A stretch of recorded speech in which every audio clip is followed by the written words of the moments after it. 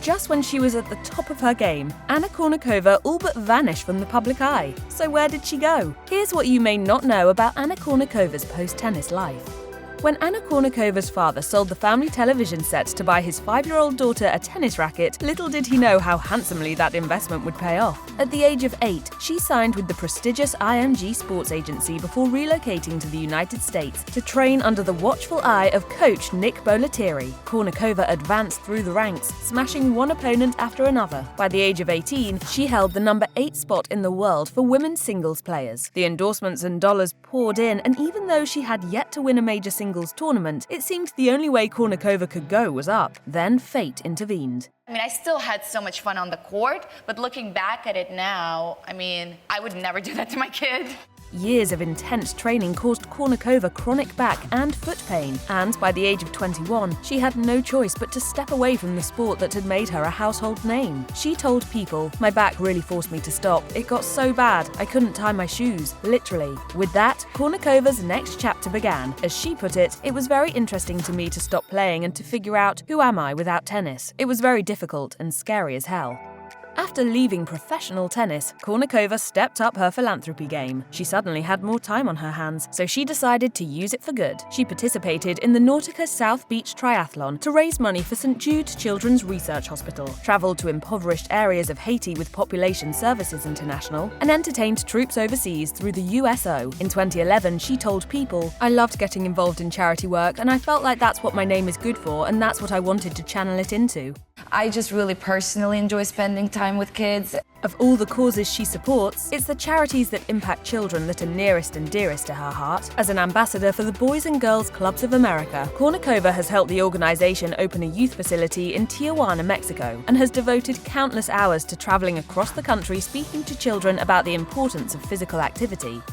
Although she no longer plays professionally, Kournikova still plays exhibition and charity matches, most notably the World Team Tennis Smash Hits. These charity tennis matches that benefit the Elton John AIDS Foundation are the result of a partnership between longtime friends and tennis lovers Sir Elton John and the legendary Billie Jean King. And participating in the star-studded tournament isn't the only work Kournikova has done to help AIDS research. She returned to her native Russia with Population Services International to meet with youth most at risk for HIV/AIDS. And in a feature for Oprah.com, she wrote, "Our goal here is to reach young people before they begin using drugs, to educate them, to give them the tools they need to make healthy choices." Kournikova is all about hosting youth tennis clinics on her many charity trips, and she regularly encourages kids to get into sports. In an interview with Voice of America, she explained, "It teaches you teamwork, it teaches you leadership, discipline, how to set goals, how to achieve goals, and all those things you can use in life."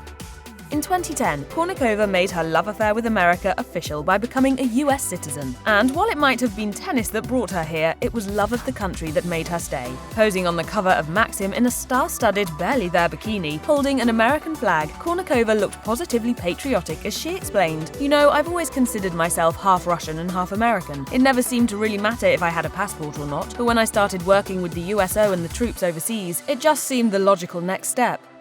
In 2011, Anna Kournikova traded in her tennis whites to join season 12 of the NBC hit The Biggest Loser as a contestant trainer. Kournikova, who holds a fitness certification from the International Sports Sciences Association, stepped into the role held for 10 years by Jillian Michaels. Those are some pretty big sneakers to fill, but if there's one thing Kournikova knows, it's fitness. In a statement provided to UPI, the tennis pro turned trainer expressed her enthusiasm for her new role, saying, "I am honored to join a program that embraces the values of a healthy lifestyle and is committed to fighting obesity. I look forward to the upcoming season and seeing the results we can achieve together." Her excitement was matched by the Executive Vice President of Alternative Programming and Specials for NBC and Universal Media Studios. Paul Telegdi said, "She is a fierce competitor and an accomplished athlete, and we are confident that she will be a powerful motivator to contestants to get fit and healthy. Whether she's tearing it up on the tennis court or working with one of the many charities she supports, promoting lifestyle and fitness has always been at the forefront of Kournikova's mission." When she signed on to The Biggest Loser, she was excited at the thought that the series would help her share her passion with a larger audience. She told people, "I am able to help and influence people's health and well-being. That is an amazing feeling." While she may have seemed like a natural choice to coach contestants on The Biggest Loser, Kournikova just wasn't the right fit for the role of fitness trainer. After only one season, she threw in her sweat towel and parted ways with the hit reality show. In a statement to The Hollywood Reporter, she said, "I enjoyed my time on The Biggest Loser ranch. I will always be a part of The Biggest Loser family, and my commitment to bettering lives through health and fitness will continue."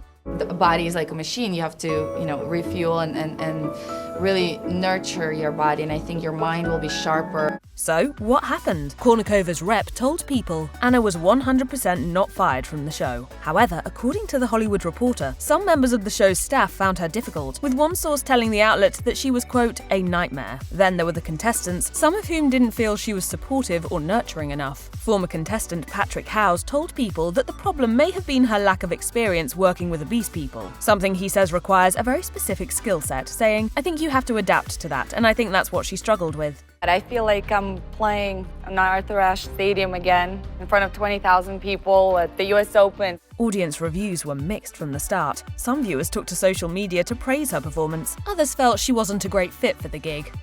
After Kournikova retired from tennis, she was ready to start a family. In a 2011 interview with Women's Health, she opened up about her desire to be a mum, saying, "I absolutely want to have children, whether I have my own or adopt." A few years later, she became a mother for the first time, but Kournikova didn't announce her pregnancy to the world until after she gave birth. In December 2017, TMZ broke the news that Kournikova and singer Enrique Iglesias were the proud parents of fraternal twins Lucy and Nicholas. TMZ also pointed out that she went to great lengths to lay low during her pregnancy. The last public photo they could dig up of the tennis star was more than a year old. Even a deep dive into her social media post proved pointless, offering mostly selfies of Kournikova smiling from the chest up. While it might seem unbelievable that the couple was able to keep their secret so carefully, this is one pretty quiet pair. Ever since they heated things up on the set of the music video for Iglesias' 2001 song Escape, Kournikova and Iglesias have kept their relationship and family life somewhat under the radar. But from the tiny glimpses Kournikova does allow the public to view, it looks like motherhood suits her beautifully.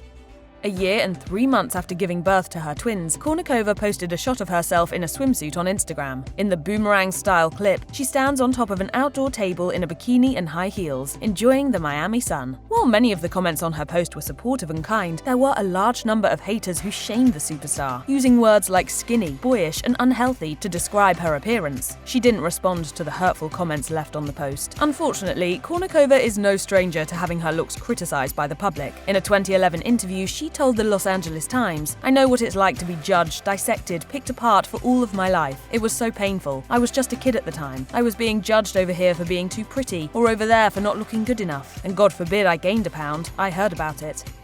In 2020, Kournikova and Iglesias welcomed a third child to their family. Baby Mary Iglesias was born in January 2020, and as with the arrival of her older siblings, her impending birth was kept hush-hush. But once she made her debut, the proud papa was ready to share some sweet details. He told People that he was nervous at first about how the twins, as well as the family dogs, would react to having a new baby in the house. To his relief, the 2-year-old twins were thrilled to have a baby sister. Although they're still fiercely private and protective of their brood, in the months following Mary's birth, both Kournikova and Iglesias shared some adorable moments of their youngest child with fans and followers. Kournikova posted a photo on Instagram of Mary at 7 months wearing what looks like a white tennis outfit, with a caption reading, "Wimbledon, here I come." Another heart-melting Mary moment was in a video shared by Iglesias in which he's dancing with the almost 3-month-old to "We Are Young" by Fun. As their kids have grown older, the proud parents have continued to open up and share milestone moments and candid family photos of their adorable tots. Sure, Kournikova and her family live a lavish life, but as far as the kids of celebrities go, Kournikova's 3 children seem to lead a relatively normal existence out of the public eye. Whether they've inherited Iglesias' musical talent or Kournikova's athletic ability remains to be seen.